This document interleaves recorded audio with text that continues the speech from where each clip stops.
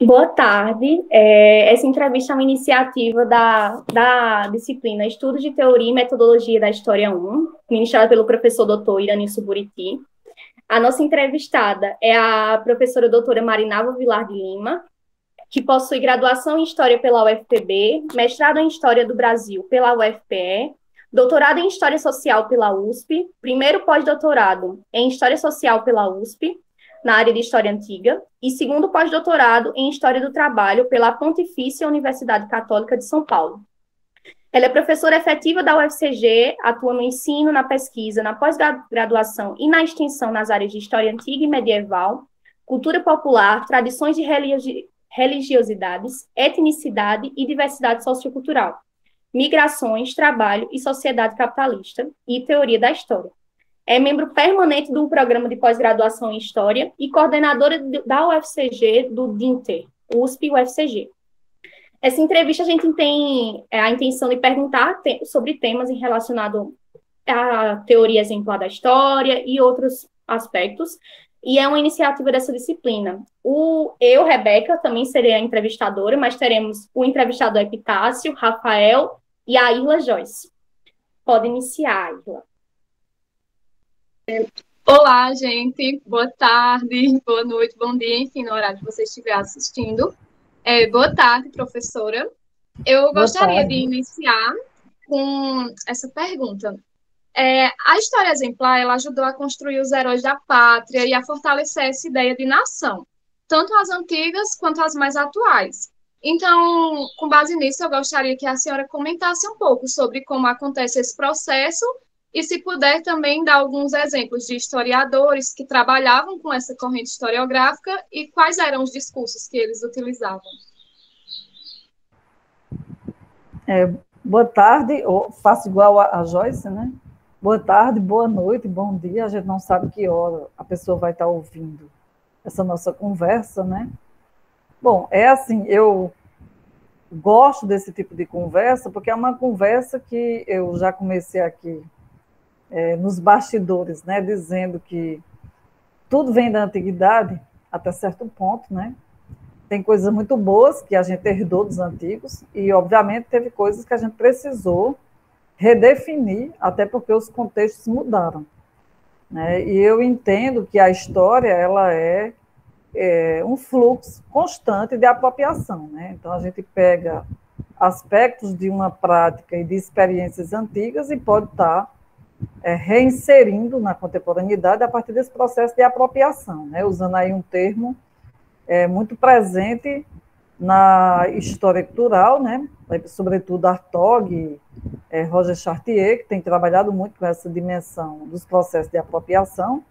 No caso de Hartog, ele, inclusive, anuncia a ideia dos regimes de historicidade, né? Para pensar como a apropriação ela facilita para a gente entender que você pode, em tempos distintos, né, ter experiências aproximadas a partir de outro tipo de intenção, interesse, né? Então, assim, a história exemplar, ela é um tipo de invenção, eu diria, né? Já é uma invenção que surge muito entre os antigos, né? No nosso caso aqui do Ocidente, a gente tem uma mania de achar que tudo começou com os gregos, né, e com os romanos. Sem dúvida, sim, eu não sou uma pessoa que estuda os orientais no sentido de uma pesquisa mais profícua, mas eu sei que os orientais iniciaram coisas muito antes dos ocidentais, né? Então, eu vou, de todo modo, recortar para fazer um tipo de resposta, mas a partir daquilo que acabou se tornando autoridade na academia em que eu trabalho, né? A gente tem uma leitura e tem uma grande influência aí dos franceses, ingleses, né? E mais recentemente de alguns, eu diria que, né, fora desse eixo, né, do primeiro mundo. Figuras aí como Said, né, como Zizek, figuras que estão para além dessa história associada a um território, né, o que ajuda muito também a gente a pensar coisas para além daquilo que era as bases de pensar o lugar do historiador. Então, a história exemplar ela tem uma coisa, quando a gente volta para a antiguidade, ela é extremamente importante nas produções da juventude, por exemplo, em Roma. Né? Vou pegar um caso bem específico de historiador, em que a história exemplar vai ser fundante assim da escrita dele, que é o Tito Livio. O Tito Livio é um historiador que foi muito estudado aqui na UFCG. A gente teve PIBIX com Tito Livio, né? A gente teve gente no mestrado, pelo menos a gente conseguiu ter aí umas 5, 6 dissertações, em que as pessoas articularam a escrita de Tito Livio com escritores mais modernos, fazendo esse debate sobre a apropriação. E a gente tem, assim, uma coisa com Tito Livio, que é essa entrada, eu diria, no curso de História aqui da UFCG, né? Pelo menos desde 2004, que é quando eu comecei a pesquisar aqui com História Antiga, e Tito Livio e Heródoto foram os grandes autores da minha escolha para isso. Então, em Tito Livio, você tem uma coisa que é uma preocupação muito grande em mostrar a ideia do civismo romano. E essa ideia do civismo romano é uma ideia que está muito associada a estar trazendo personagens da legenda romana que ele considerava como sendo exemplares para se entender os bons exemplos, né? Para se entender aí as boas ações, ou a gente poderia dizer até a virtus romana, o que mais tarde vai ser traduzido como virtude, mas virtude é uma outra coisa, tá? Mas para a gente entender que entre os romanos, a gente vai ter um tipo de leitura de Tito Livio, que é essa preocupação em estar trazendo para a escrita dele personagens que poderiam contribuir para restaurar esse senso cívico. Né? Tito Livio escreve no contexto do imperador Otávio Augusto, é um contexto bastante convulsionado pela Guerra Civil do período de Júlio César. Augusto é o herdeiro de César, a partir de um documento ele foi adotado, né, pelo tio, ele era sobrinho do Júlio César, e essa adoção acabou possibilitando a Augusto disputar o trono com homens até mais experientes do que ele. Ele acaba se tornando imperador de Roma, e ele resolve fazer uma caça às bruxas, viu? A gente, às vezes, elogia muito Augusto, dá a impressão que ele é esse imperador bonzinho, até porque ele morreu no trono. Pouca gente em Roma conseguiu morrer no trono, viu? Era assassinado antes, era envenenado. Otávio consegue envelhecer no trono porque ele é um cara que vai demonstrar muito arguto na forma como ele vai montar as estratégias, né? Tanto com os inimigos quanto com os amigos e aliados. Então, assim, para ele, é fundamental fazer uma limpeza daquilo que tem sido os vícios dentro de Roma. E Tito Livio é esse homem que é homem de escrita, é também um bem-nascido, que vive dentro da corte romana, em torno aí de Otávio Augusto, e ele não recebe encomenda nenhuma, diferentemente de outros intelectuais da época dele. Ele resolve escrever uma obra elogiando o imperador Augusto, elogiando as famílias tradicionais de Roma, mostrando que de grandes homens que uma nação pode ser edificada, e ele vai apelar para famílias como a gens Fábia, a gens Iúlia, que é a gens fundadora, né? A família de Marco Fúrio Camilo, que é a gens Fúria. Então, personagens que ele vai elencando nas histórias que ele resolve narrar. Né? Histórias assim, escolhidas para mostrar que o que vai dar jeito em Roma é seguir-se os exemplos dos pais formadores de Roma. Então, por exemplo, tem esse cara, Marcos Fúrio Camilo, que aparece pelo menos no livro 4 e 5, da primeira década de Tito Livio. A obra de Tito Livio é uma obra grande, né? E aí a gente só tem acesso a 35 livros, ele escreveu 142, e tem essa parte da obra dele que ele dedica ao Marco Fúrio Camilo. Vai mostrar o quanto esse homem ele é maravilhoso. É a ideia do exemplo mesmo. Ele é a personagem exemplar, né? Porque ele é expulso de Roma por uma bobagem que ele comete no retorno de uma das batalhas. Ele, ao invés de esperar que o Senado resolvesse a questão do espólio, ele se antecipa. Com isso, ele tem que sair de Roma, ele é julgado e ele sai. Mesmo distante de Roma, há uma situação de invasão, de uma nova invasão de Roma, e ele é chamado para vir contribuir pela experiência que ele tem no exército. E ele não guardou rancor nenhum. Esse homem volta, esse homem assume novamente o cargo de ditador. A ditadura em Roma é um cargo, e ele é temporário, é um cargo para dar jeito em situações desorganizadas. Esse Marco Fulvio Camilo volta, resolve a crise, depois ele entrega a toga petrestra, que é a roupa com que ele é ungido para se tornar o ditador. Ele não se aproveita, depois que ele consegue restabelecer a ordem em Roma, ele não se aproveita para ficar no cargo. Ele sai do cargo dignamente e vai para o campo. Tito Livio faz uma narrativa linda. Ele entrega, né, toda a coisa que está em torno da ditadura, e ele volta para o campo e vai plantar e colher. Nada mais bonito do que esse cidadão romano, que é um exemplo maior.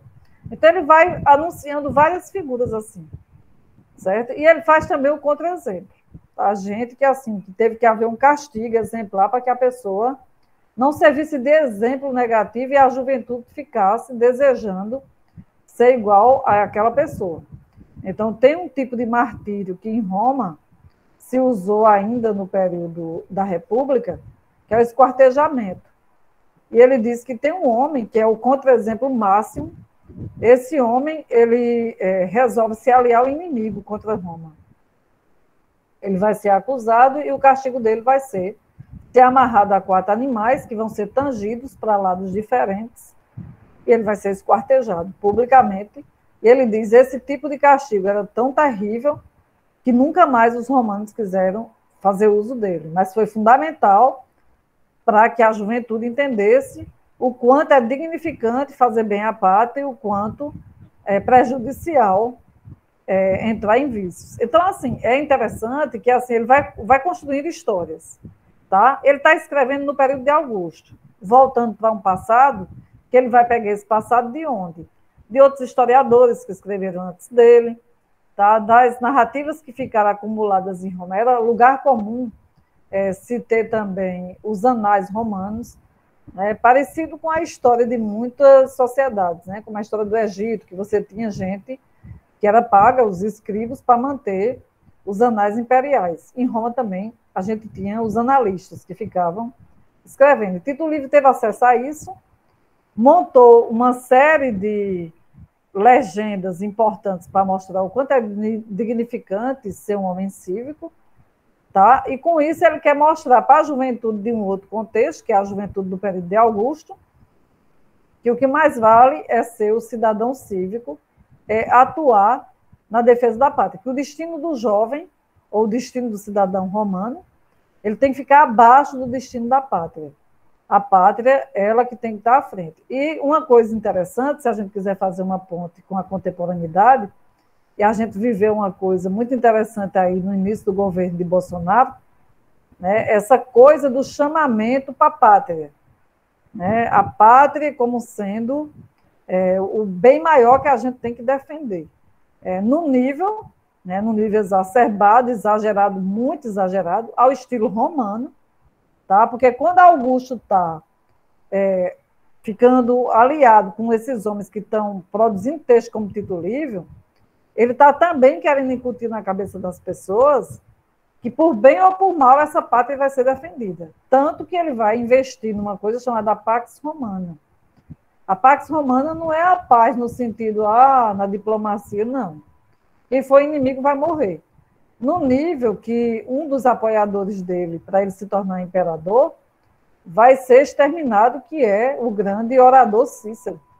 Cícero foi responsável por garantir a posse de Otávio Augusto. Mas não interessava mais a Augusto a manutenção de Cícero, na medida em que a sociedade agora contava com outro tipo de aliança. Ele tinha outros objetivos, que era esse mesmo, de se manter sozinho no poder, de articular nomes dentro do Senado que fosse maior interesse. Né? Então, assim, a ideia da Pax Romana, ela é esse misto. Né? Por um lado, é como se agora a ordem fosse recobrada, mas é uma ordem via também, aliás, atravessada pela questão da guerra constante. Né? Então, é a coisa do temor. E aí, fazendo a ponte novamente, a gente sabe que quando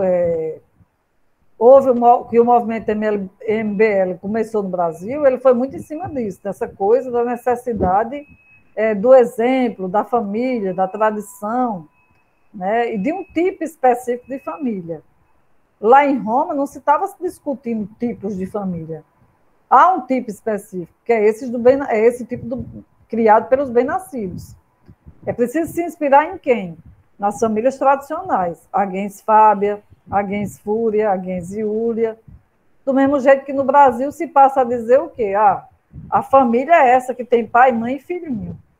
Né? Então, comunidade LGBTQIA+, esse tipo de expressão não faz sentido num contexto em que essa pátria amada, tão decantada aí, ela quer limpar de tudo aquilo que pode vir a confrontar, né? Então, todo tipo de confronto vai ser colocado como sendo uma coisa negativa. A exemplo do que a gente vai ter com a ministra, né? Quando ela assume lá o espaço o espaço mesmo de um ministério, ela assume para fazer o quê? Para dizer que, assim, há lugar de homem, há lugar de mulher. Num nível tão precário que vai recordar de uma coisa que, assim, talvez nem na infância mais de vocês escutassem isso, mas que nas famílias de classe média no Brasil é lugar comum. A história das meninas que são criadas ganhando bonecas, os meninos ganhando carrinho e bola de futebol, né? E a história das cores. O menino, você engravida e sabe que é homem, pinta o quartinho de azul, roupinha azul, a menina é tudo de rosa. E aí ela vai fazer, inclusive, uma crítica muito grande aos filmes de Hollywood, né? A essas expressões que vêm em direção às crianças. A ideia mesmo da crítica que ela faz a Frozen é muito porque ela até anuncia como é que vai ser o final de Frozen, né? Ela cria um final para Frozen, dizendo que ali já está o indício da desconstrução do lugar de feminino, que ela considera como sendo o lugar correto, né? Dessa menina que sonhou em casar, dessa menina que ganhou bonequinha, né? Mas, obviamente, que se a gente for querer desconstruir esse tipo de discurso, a gente vai ver, no nosso caso de sociedade brasileira e de cidadão brasileiro, a gente vai ver que isso é um discurso classe média, né? Muitas meninas, elas, na infância ainda, elas não recebem bonequinha Barbie, bonequinha nenhuma, elas recebem coisas para fazer. Crianças que estão na zona da miséria, crianças que estão catando lixo, né, que é uma imensa quantidade de crianças nessa situação, criança em condição de rua, criança pobre que também na casa já tem que fazer trabalho doméstico. Então, ela está pegando o quê? Ela está construindo o ideal de feminino e de família, que é esse classe média, né? Esse ideal classe média. E vai meio que pasteurizar a sociedade brasileira dentro disso. Por que eu estou fazendo essa ponte? Se a gente pegar o projeto augustano, a gente vai ver que o perfil interessado é esse perfil de homem exemplar, de mulher exemplar, que seguisse dentro de uma tradição que era considerada como a correta. Tanto assim que a grande expressão de feminino nessa Roma de Augusto vai ser Lucrécia. Lucrécia é uma mulher que o marido foi para a guerra, o marido e o pai, e um dos amigos, se é que a gente pode chamar isso de amigo, visita a casa de Lucrécia e a estupra. Ela, como não tem o que fazer, foi desonrada, ela manda um aviso para o pai, que está no campo de batalha, para o pai e para o marido, e ela pede que seja vingada, a honra dela seja restaurada. Na sequência, ela se suicida. Sim, porque ela se sentiu totalmente atingida naquilo que era o lugar dela dentro da sociedade em que ela vivia, a sociedade dos bem-nascidos. Não tinha desonra maior do que essa desonra cometida por esse outro bem-nascido, aristocrata também, mas que foi lá e corrompeu o lar, né, de Lucrécia. Então, Lucrécia é o grande exemplo. Né? E aí, assim, vocês observem que não é tão distante. Né? Então, mulheres que ficavam fiando a lã, mulheres que ficavam no gineceu, mulheres que não estavam à solta por aí. E é o exemplo também dessa mulher aristocrata romana. No nosso caso, o grande exemplo são as meninas e as mulheres de classe média, né? Não tem, assim, se a gente for pensar em termo classista, é uma leitura extremamente excludente, né? É uma leitura que está muito distante de muitos lares brasileiros, de pessoas que muitas vezes são abandonadas, são criadas por um parente ou por outro, famílias que até têm uma célula no modelo que eles estabeleceram aí como sendo o grande padrão, mãe, pai e filhinho, né? Mas que vivem numa zona de miséria, né? E, obviamente, que a condição não é a de uma criança ou de uma mulher de classe média, nem da mãe nem das filhas, né? A situação é completamente distante daquilo que a Damares ficava aí anunciando. Mas eu acho que é isso. A minha ideia de uma história exemplar segue muito por aí, tá? Certo, professora, muito obrigada. Esclareceu muita coisa bastante interessante. E a ponte que a senhora fez também, muito incrível. Obrigada, Joyce. Acho que eu já tenho aqui que acender a luz também, né? Senão... Aí temos ainda 4 perguntas, não, 3.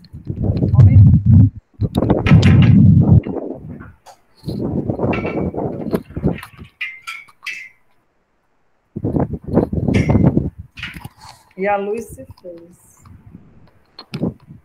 Se vocês fossem romanos, Fiat Lux. Então, voltando aqui, vamos lá. Agora é a vez de quem? Epitácio, é? Seu áudio não está saindo. Epitácio está com problemas tecnológicos. Me escutam bem? Sim. Olá, professora. Olá, espectadores. A minha pergunta, professora, é a seguinte. A historiografia contemporânea, ela tem retomado cada vez mais o seu lado artístico, né? Seja através de novos gêneros históricos, né? Propostos por exemplo, historiadores como Ginsburg. Para você, professora, qual seria um caminho para se evitar a reafirmação de uma história exemplar romântica, literária e dramática teatral, como os gregos faziam? Essa questão, e quando você fala em Ginsburg, né, levaria para a gente falar de 500 encruzilhadas que Ginsburg coloca para a gente, viu? Ele trabalha muito com a ideia da história verdade e ficção, né? Qual é o lugar do historiador. Eu gosto muito do Fio e os Rastros, em que ele vai tentar dimensionar isso, né? A produção de Ginsburg, ela é antiga já, apesar de ele não ser tão velho assim, e aí eu diria que no Brasil o que Jules Verne foi um grande marco, né? A entrada de Ginsburg na academia foi muito com o que Jules Verne, né? E é uma obra em que, se a gente quer dizer que tem um exemplo romântico e dramático, está no que Jules Verne, né? Então, assim, ele teme, por um lado, que o historiador caia nessa cilada, né? Por outro lado, ele dá um exemplo para a gente com o que Jules Verne do que é produzir história a partir de uma escrita artística, extremamente literária, né? Quem leu o que Jules Verne vai lembrar do quanto é encantador o percurso, né, que ele vai fazendo lá com Domenico Scandella, né, na região do Friuli, o julgamento, né, de Menoque. E Menoque vai se tornando para a gente quase um de nós. Quando você termina de ler, parece que você conviveu com Menoque, de tão próximo que a escrita de Ginsburg permite a gente chegar, né? E aí, assim, esse temor dessa história exemplar, vir mais para esse lado teatralizante, né? Eu não teria tanto temor disso, né? Eu acho, inclusive, que entre os gregos, o exemplo, ele era muito trabalhado a partir de um tipo de teatro específico, que é a tragédia, né? Mas a tragédia, ela não quem gosta de ler os clássicos pode dar uma lida em Aristóteles e vai ver lá Aristóteles deixando bem claro o que é que eles entendem como sendo literatura. Né? Nossa leitura de literatura é muito diferente da leitura dos gregos. Para eles, a literatura ela não é ficção e não é mentira. Ela fala do possível. Tá? É possível que aquelas coisas tenham acontecido, é possível. Aconteceram, aí é outra coisa. Mas era possível que Édipo fosse uma personagem como é o Édipo das tragédias? É possível que tenha havido famílias na Grécia que passaram por aqueles dramas, sim. Sim.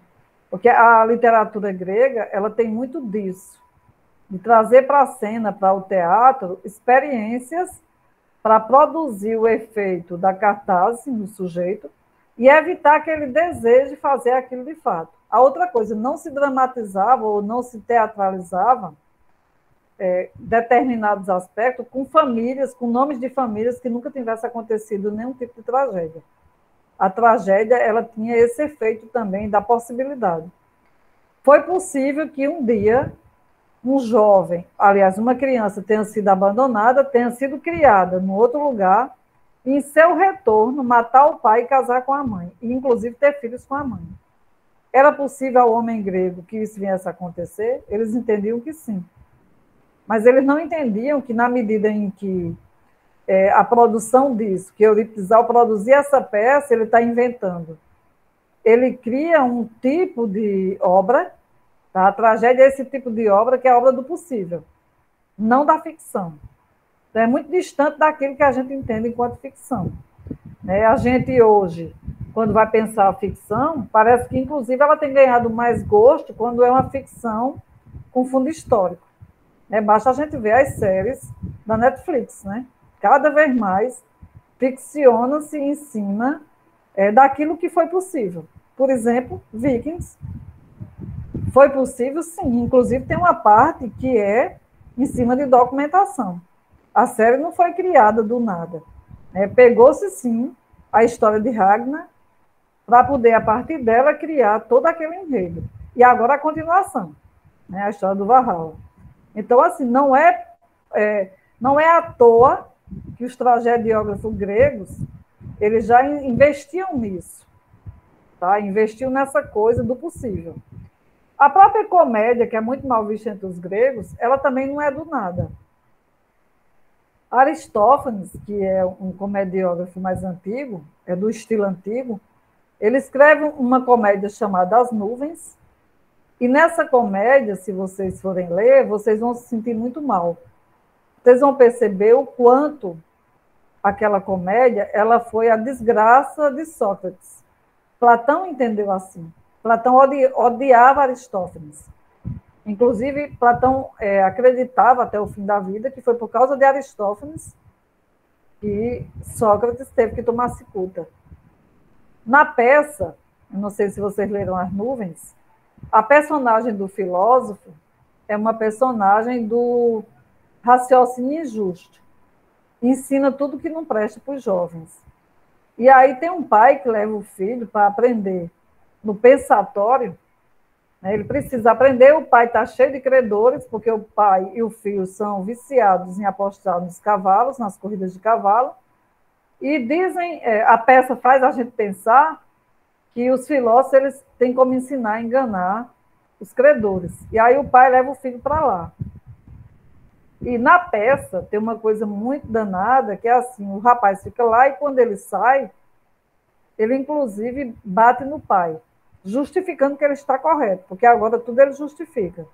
Tudo ele pode fazer, porque agora ele tem uma explicação.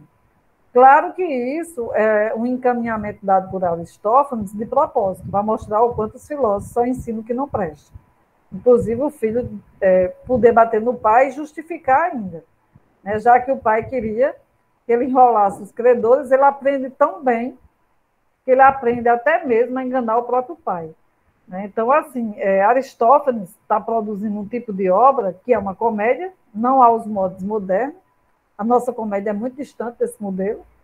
E os tipos de comédia que Aristófanes vai produzir, todas elas têm esse fundo de espicaçamento de figuras sociais, tá? De fazer a chacota de uma personagem.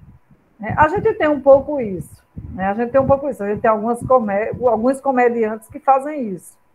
Mas não é a base principal da nossa comédia. Né? Tem alguns comediantes. A grande maioria não, é mais a coisa mesmo de tirar onda, né? Ao estilo aí de Whindersson Nunes, Ítalo Senna, esse pessoal. Né? Mas é uma coisa bem distante daquilo que a gente vê nas peças. Por outro lado, pensar uma história contemporânea, né, com esse cuidado de não estar trazendo exemplos mais dramáticos, eu não sei até que ponto, por exemplo, a tese de Guinzos, ela se sustenta. Ele próprio faz a gente ver que é plenamente possível, em meio a uma escrita como ele produz lá do Queijo e os Vermes, né, de certo modo uma escrita também exemplar, ainda que fica conhecida como microhistória, né, lá no Queijo e os Vermes você tem uma escrita bastante prazerosa, uma pessoa comum pode ter gosto de ler, né? Não é o caso da maior parte das produções dos historiadores. Né? Você sabe, você indicar um livro de história para uma pessoa que não é de história, você tem que ter o maior cuidado. Eu já dei, por exemplo, o Queijo e os Vermes de presente a um cidadão comum, a uma cidadã comum, que adoraram, acharam a história, ficaram pensando que era uma obra literária. Outra personagem da historiografia que tem produzido coisas assim é a Nathalie Zemon Davis. A obra dela é muito interessante.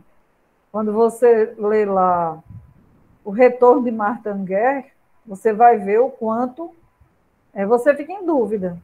Será aquilo ficção? Será história?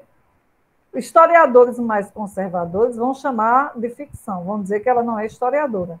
A coisa mais interessante é que foi a única historiadora que ganhou um prêmio milionário por ter escrito O Retorno de Martha Anger.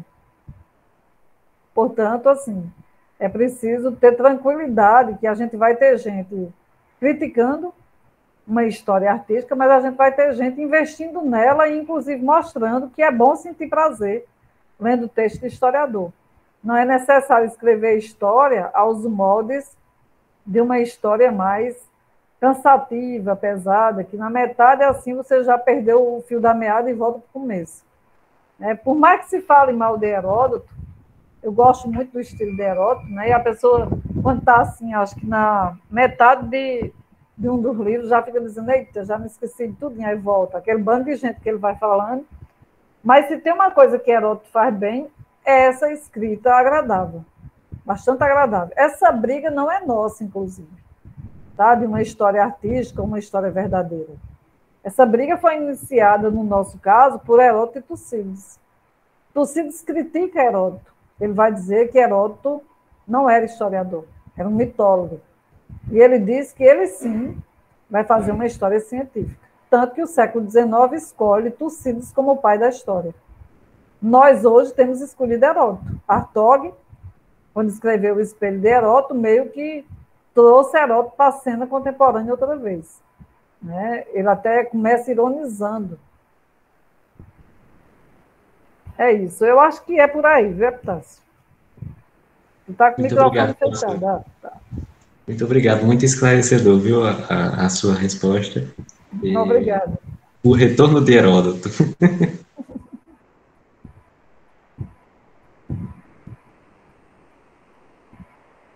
E agora é a vez. Bom, boa tarde, professora. Boa tarde a todos. Bom dia, boa tarde, boa noite, né? Professora, eu gostaria que a senhora falasse um pouco, né, sobre essa questão das pessoas com deficiência. Né? A pergunta é o seguinte: na história antiga, as pessoas com deficiência não eram abarcadas pela história exemplo. Como a historiografia atual pode estar ajudando a incluir essas pessoas com deficiência? Vamos lá, né? Essa pergunta, ela tem uma coisa, ela tem um fundo histórico bastante dramático. Os gregos, assim, eles eram bastante fechados nesse sentido. Eles consideravam que uma criança que nascia com qualquer deficiência, ela deveria ser abandonada para morrer, né? Ela tinha que ser deixada num lugar para que morresse. porque ela não traria nada de bom, e inclusive havia uma leitura relacionada à questão religiosa. Os deuses assim quiseram, e muitas vezes é um tipo de injúria provocada pelos deuses para a família, às vezes é porque está feito aquilo como uma espécie de sinal. Né? É um sinal que está sendo dado dentro de uma determinada situação histórica da cidade. A gente viu muito isso, por exemplo, na questão das Termópilas, da Guerra das Termópilas. Tá? Heródoto, inclusive, ele investe, tem um livro dele todinho que é só sobre a Batalha das Termópilas. Quando Esparta acaba indo sozinha para a guerra. Há uma tentativa de articular as coisas, e como o modelo espartano ele é muito específico, havia uma coisa lá que é assim, era preciso primeiro garantir as Olimpíadas, que era um ritual religioso, as festas do deus Dionísio. E aí, um dos reis está preocupado mais com a tradição interna, até porque é uma sociedade oligárquica, então você tem 2 governantes. Um dos reis queria que a sociedade não fosse para a guerra. É uma batalha que os gregos estão envolvidos, é uma guerra que os gregos estão envolvidos, são as guerras médicas. E essa batalha das Termópilas, há um acordo com os atenienses. Tá? E aí assim, era preciso que os espartanos mandassem, sim, um contingente de soldados. E aí ficou aquele enredo. E tem uma personagem, né, acho que lá, se eu não estou esquecido do nome, é Fialtes, acho que o nome dele é assim. É uma personagem que tem uma deficiência. Essa personagem não foi abandonada quando criança. E aí a leitura que o próprio Heródoto vai fazer é uma leitura de que isso aí já foi uma fórmula que os deuses acharam para castigar os gregos. Tá? O resultado das Termópilas vai ser muito associado à ideia da não exterminação de um indivíduo que não deveria ter ficado vivo. Porque na medida em que uma criança nascia com qualquer deficiência física, mental, ela deveria ser abandonada porque ela não iria servir. Tá? E com 7 anos a criança já tem que começar o treinamento para a guerra. Até porque no caso de Esparta, o investimento no exército é um negócio muito pesado, começa cedo. As casas que tinham crianças do sexo masculino, aos 7 anos a criança ela já sai do poder da família e ela vai para o poder dos articuladores aí da guerra. Né? Ela tem que começar o treinamento. E nesse caso, a narrativa de Heródoto é péssima, ao nosso modo de ver hoje. Né? Dá a sensação que tudo aconteceu porque essa pessoa com deficiência, né, ele tinha um tipo de deficiência que é narrada por Heródoto como sendo, como é que a gente diz? Eu tenho até um parente que tem essa mesma deficiência, tem um ombro mais alto, né, aquela coisa aqui nas costas. Corcunda, né? Corcunda, exatamente. É corcunda. Esse cara é corcunda e, obviamente, ele ficou todo encriquilhado, né, o crescimento dele ficou prejudicado por ele ter nascido com essa deficiência. E ele é colocado por Heródoto numa péssima situação. Né? Além dele ser o deficiente, e aí em cima do deficiente já está a mácula de tudo, ele vai ser também o entreguista. É ele que vai passar a informação para o exército inimigo, para os persas, de por onde os gregos vão se sobressair, que é a história do desfiladeiro das Termópilas. Tá? Então, assim, a gente cria na narrativa de Heródoto um ódio desse rapaz. E por que a gente cria esse ódio? Porque ele leva a gente para isso, ele já vai condicionando. E por que tinha que ser, por que a figura do entreguista tinha que ser essa figura com deficiência? Não tenha dúvida, Heródoto escolhe a dedo. Ele fez isso para colocar bem dentro do padrão grego, né, essa expectativa de que uma vez um sujeito, tendo nascido com uma deficiência, ele não deve estar entre os demais. Ele é recusado na hora em que Leônidas vai convocar os homens para a guerra, ele tenta se alistar e ele não consegue. É tanto que o filme Os 300 de Esparta aparece esse enredo, talvez de propósito, porque a gente está vivendo uma outra época, são outros tempos, a gente não não vive aos modos dos gregos. Nesse pormenor aí, sem dúvida, tanto a sociedade quanto a historiografia contemporânea, ela tem trazido ganhos fundamentais, tá, para a inclusão. Então, lá no filme também, Hollywood vai estar mostrando esse indivíduo como passando por uma recusa. Não vai fazer como Heródoto faz. E parece que associa o fato dele se tornar entreguista muito a uma coisa biológica. Ele já nasceu deficiente, portanto, ele só pode ser uma coisa, né? Essa figura do mal. Ele teria o mal em si por ser deficiente. É uma leitura completamente helênica de pensar o mundo. Né? Tanto que, assim, o helenismo ele é extremamente excludente. Tá? Os escravos que iriam para Esparta e para Atenas, eles não eram vistos com nenhuma possibilidade de se tornar cidadãos. É totalmente diferente da experiência romana. Roma, por já ser uma sociedade mais à frente, vai viver uma outra experiência com a história da escravidão. Em Atenas e Esparta, o escravo o escravo de guerra, ele não vai ser incluído. Inclusive, no caso, vai ter situação em que a família ela é toda desmembrada. Né? Então, a família que vem como espólio de guerra, vem para um tipo de regime que é de impossibilidade de adquirir cidadania. Certo? Então, assim, é a ideia da diferença como uma coisa perigosa, complicada, o bárbaro como uma coisa complicada e perigosa. Os bárbaros eram muito mal vistos. Quem são os bárbaros? Todo aquele que não fala grego. Então, eles viam o outro com um olhar muito de desconfiança, né? E aí o outro, para você ter uma ideia, se o estrangeiro já é visto assim, né, isso faz parte também de um modelo cultural, que é esse modelo muito helênico de ser. Não é nem um modelo helenístico ainda não, é um modelo helênico mesmo. Extremamente excludente. E no nosso caso, a gente tem feito o movimento contrário, né? Tanto a sociedade tem incluído os diferentes, e a gente está numa luta agora, no nosso caso do Brasil, é sempre difícil falar disso, a gente está vivendo um período muito complicado, mas, tipo, a gente teve avanços de pensar a diferença, de pensar a deficiência, tá? De pensar como criar mecanismos de inclusão. E a gente tem dificuldade, não é que a gente está vivendo paraíso nenhum, não. Mas tipo, a sociedade contemporânea ela passou a lidar com isso de uma outra forma. E a própria historiografia. Inclusive contando com a entrada, tá, de pessoas nos quadros da universidade, nos quadros das instituições, criando lei que garantisse o acesso. Né? Então, assim, de fato, a nossa democracia, nesse sentido, ela é a democracia melhor de se viver. A democracia grega ela é filosoficamente bonita, socialmente trágica. Acho que é isso. Obrigado, professora, esclareceu muito. Ok, Rafael. E você é o próximo a produzir textos, né? Porque você está incluído e você agora também está no caminho de se tornar historiador, né? Com certeza. E uma possível orientação sua, né?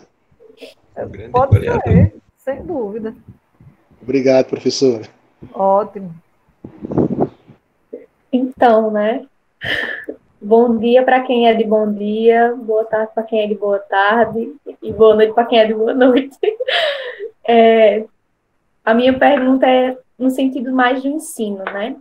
Tendo em vista esse passado que a gente tem, né? No ensino tradicional de história, aquela linearidade, a formação dos heróis, a própria construção dos manuais, né? Aqui no Brasil que a gente teve no século XIX, enfim. Uhum. Como é que a senhora compreende essa inserção no ensino de história, essas novas perspectivas históricas, né? História das mentalidades, o Carlo Ginzburg, por exemplo, que é acusado muitas vezes de fragmentado, né? E aí tem algumas denúncias para recorrer a alguns elementos da história tradicional. E aí eu queria que a senhora comentasse sobre esse espaço, né? Esses debates, esses desafios. Penso que o desafio é grande, inclusive para vocês, que serão as novas gerações de historiadores. né? A nova BNCC está exigindo professores com outro tipo de leitura de mundo, viu? E, assim, eu tenho aprendido muito até com meus orientandos. Eu tenho orientado gente que trabalha com cinema também, gente que trabalha com literatura, né, com jogos. Né? Eu não sou a pessoa que entende de jogos, mas o povo entende e é uma orientação assim, eles mais me orientam do que eu oriento. Né? E pronto, eu acho que o grande projeto que eu acabei assumindo recentemente é o de Amanda. Né? A Amanda está estudando Percy Jackson. Ela estava com gordofobia, saiu, né? A base era redes sociais, e ela foi para Percy Jackson. E aí tem uma coisa que eu tenho, inclusive, aprendido nessas orientações, é porque essas pessoas também elas estão no ensino. E vocês sabem que quem está na pesquisa e no ensino ao mesmo tempo faz muito essa transposição. Coisa que você está pesquisando não tem jeito, você vai levar para o ensino, e ainda bem. No caso dela, ela dá aula em escola de ensino básico, né, e ensino médio. Ela tem feito muitos usos disso aí. Ela, Iane, Paulo, andaram estagiando comigo também em Antigo Medieval e andaram fazendo determinadas articulações, né, para ensinar de um outro jeito, ensinar a história medieval de um outro jeito, ensinar a história antiga de um outro jeito. Tá? E ensinar, incluindo, por exemplo, sujeitos e campos temáticos que não eram incluídos antes. Porque, às vezes, a gente diz, vou estudar a história antiga, aí já vem na cabeça da gente, Grécia e Roma. Então, todas as outras sociedades não passaram pela antiguidade, só no passado só estava Grécia e Roma. Inclusive, os gregos e os romanos são muito recentes, se a gente for pensar a história antiga. Os orientais, por mais que a gente tenha dificuldade, a gente ainda inclui alguns deles, principalmente os orientais de Oriente Próximo. Eu gosto quando o Zé Otávio pega também, que ele coloca o Extremo Oriente, China, Japão, né? E a gente tem, assim, muita dificuldade de fazer interpretações, mesmo lendo os materiais que são produzidos, a gente tem muita dificuldade. E a gente meio que acaba seguindo na linha dos orientalistas, que são extremamente xenófobos, né, que são preconceituosos, sim. Mas a gente não pesquisa o Oriente. E aí é a dificuldade. Né? No Brasil tem pouco lugar em que o Oriente é pesquisado. Rio Grande do Sul, né, o pessoal de lá participou do projeto Apolônia, lá no Egito.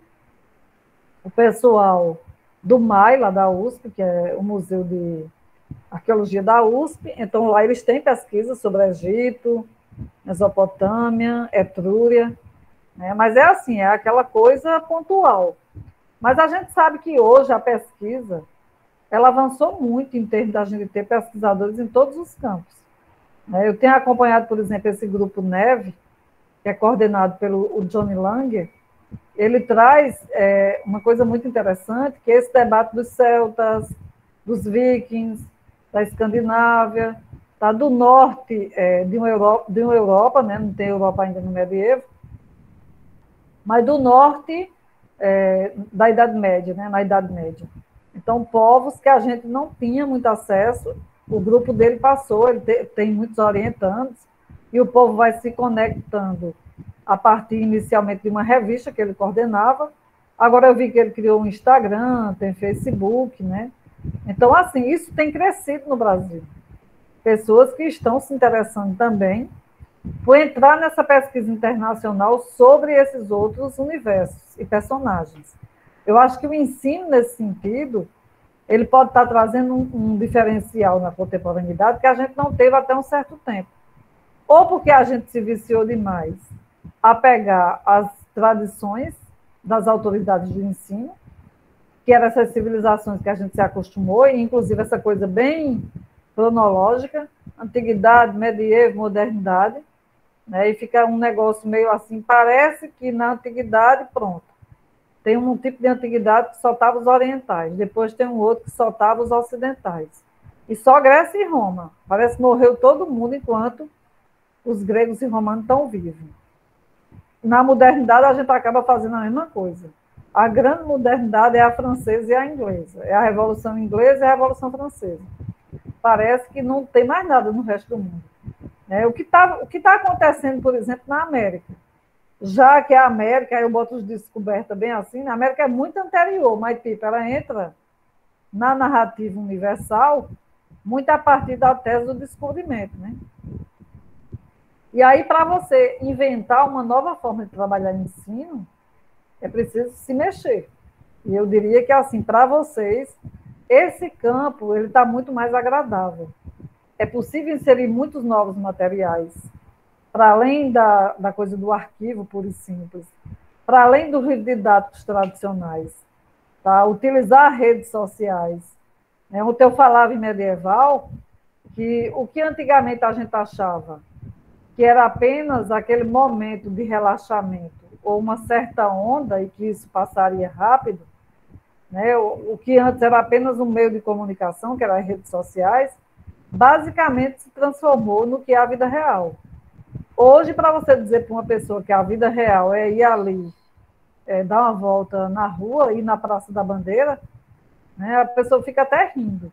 A vida real dessa pessoa é se sentar e ficar horas, quando ela vê, passou 10 horas no Instagram. Está vivendo, sim. A vida agora também é isso. E, aliás, parece que é mais isso. A pandemia veio a fortalecer esse laço, sim, mas já estava acontecendo. A pandemia porque a gente veio dentro de uma lógica do medo. Lembra o medo medieval do século XIV, com a grande peste. As pessoas se isolaram e tiveram que inventar o que fazer, enquanto a peste graçava meio mundo de gente. Um terço da população europeia morreu. Então, a gente meio que está vivendo aquilo que se viveu no contexto do século XIV, com um tipo de lugar que a gente lá não tinha. Tá? A gente hoje tem a rede de internet, essa conexão internacionalizada. Imagina o que é viver uma pandemia como o povo do fim da Idade Média viveu. Tá? Século XIV, sem expectativa nenhuma, com medo dos castigos de Deus, tudo era uma questão do castigo e do pecado, e aí não tinha uma ciência dizendo assim, vai aparecer uma vacina, vai aparecer um remédio. Inclusive, eles foram herdeiros de narrativas de Tucídides, já sobre a peste também. Essa mesma peste aconteceu durante a Guerra do Peloponeso. Foi uma epidemia também, muita gente morreu. E se arranjava também a história de, como é que a gente diz, o produtor da doença, né? Tucídides vai acusar o exército espartano.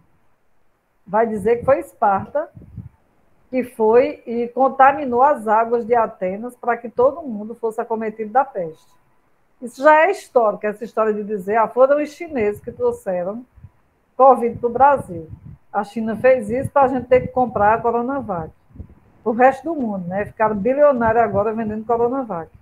Então, assim, essa história de acusar e essa relação entre as nações, ela é histórica também, né?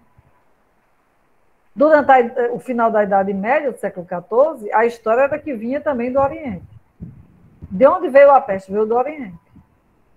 E aí, a gente vivendo agora uma nova pandemia, a gente tem também personagens que entram na narrativa a partir da forma como o próprio ensino de história trabalha com esses territórios.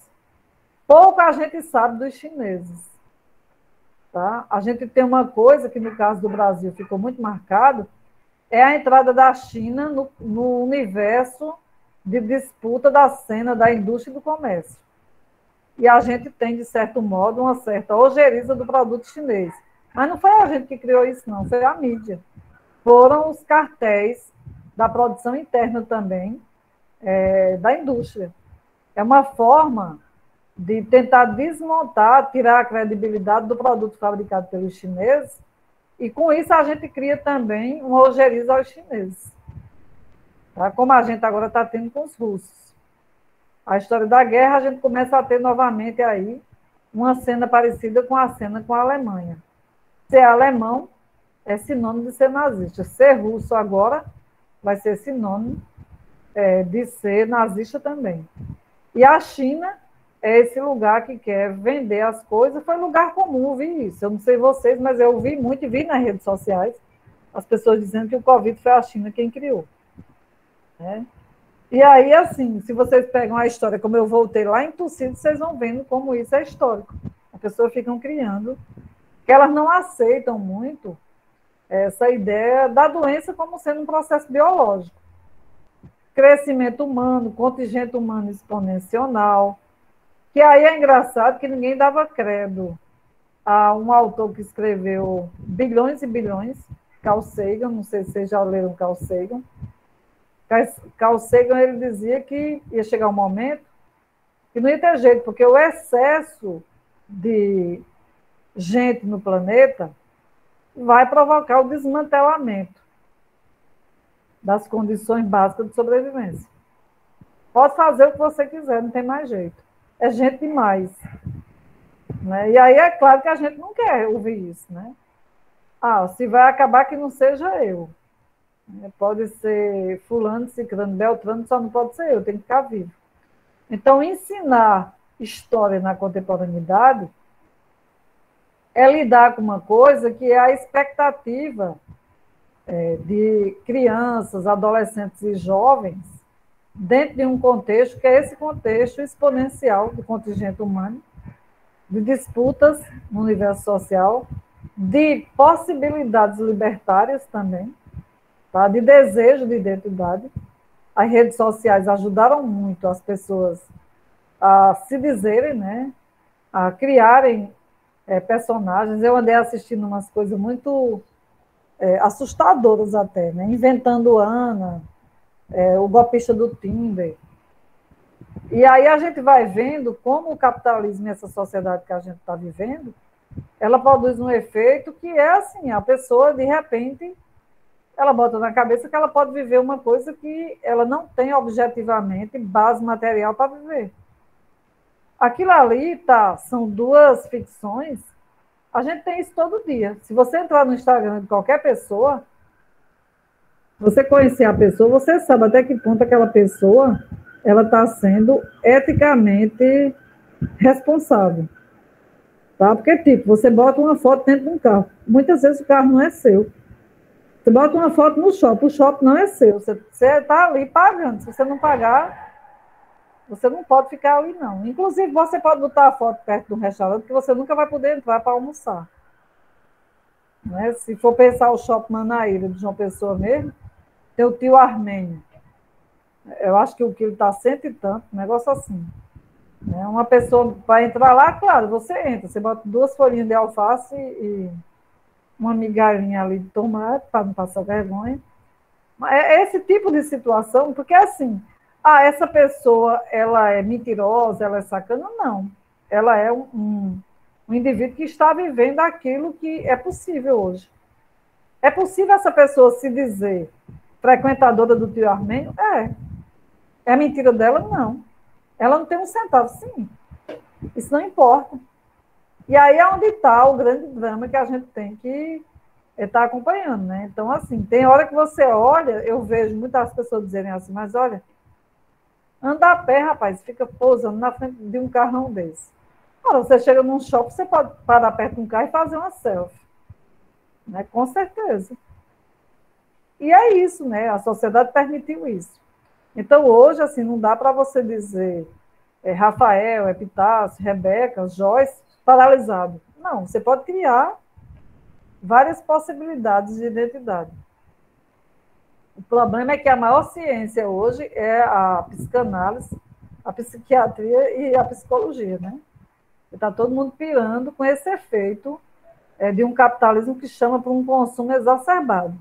E é o consumo da beleza, da estética, da demonstração. Não basta você poder ir ao lugar ou consumir alguma coisa, você agora tem que também se tornar alguém que influencia os outros. Todo mundo agora quer ganhar dinheiro na internet, porque todo mundo é personal influencer. Já vou criar minha página. E vai. Sim. É isso que estamos vivendo. Depois, se vocês não viram, assista Inventando Ana. Vocês vão gostar. É a cara do hoje. Eu acho que é isso. Eu não sei se contribuiu com o que vocês desejavam, certo? Mas... Eu vi essa série, é muito boa, professor. Muito, muito boa. Eu queria agradecer a senhora, né, por ter aceitado fazer essa entrevista e agradecer também aos meus colegas, né, em nome deles aqui eu estou agradecendo a senhora. E eu acho que amplia o debate, né, porque dentro da especialidade da senhora, história antiga, história medieval, a gente consegue ir para outros locais de teoria da história e perceber como influencia hoje, né? Uma coisa assim, antiguidade, medieval, mas mesmo assim a gente ainda pega essas referências. Enfim, gostei muito e queria saber se algum dos meus colegas quer se colocar, né? Eu gostaria de agradecer, né, assim, a professora pela disponibilidade. Todas as suas falas foram muito enriquecedoras. Acho que esse diálogo, né, quanto aluno, professor, a, da forma que a senhora faz, que é muito descontraída e é muito gostosa, de verdade, de escutar, ela é muito enriquecedora, principalmente para a gente que está no processo final do curso de licenciatura em História. Então, agradeço de coração, professora. Espero no presencial poder ter momentos assim de partilhas também de outras formas, viu? Se puder, se for possível, com a senhora. Muito obrigado. Eu que agradeço vocês terem me escolhido, né? Quando falou que era teoria da história, eu fiquei meio assim, né? Será? Eu espero que a gente possa ainda tomar café em Neguinho. Neguinho resistiu. Está aberto, viu, ainda? E comer a coxinha de seu Olavo. Pois é. É isso, eu quero agradecer a todo mundo, agradecer à professora pela disponibilidade mais uma vez e abraço a todos que estejam assistindo. Pois, abraço para todo mundo. Até breve. Não deixem de ir assistir, dia 28, a fala do professor Orlando. Tá? Depois a gente vai divulgar. Ele é da área de Grécia, né? Ele é professor de grego. Ele trabalha com tragédia grega. E ele é da UFC, Orlando Luiz de Araújo. Traduziu peças antigas. Ele vem para a banca de Amanda, de qualificação. Vai ser à tarde a banca dela. Vai ser 16 horas. A gente está organizando para ser no auditório do CH. E à noite ele vai fazer uma fala. Depois eu passo o título para vocês, passo coisa. Inclusive é ele fazendo esse jogo da tragédia grega em relação à pandemia. Inclusive ele fez uns títulos bem enxamosos. Ele é ótimo para criar título, né, com essa história. Ok? Pois a senhora envie para a gente, que a gente vai adicionar no link que vai ficar aí no YouTube, abaixo. Certo, ótimo.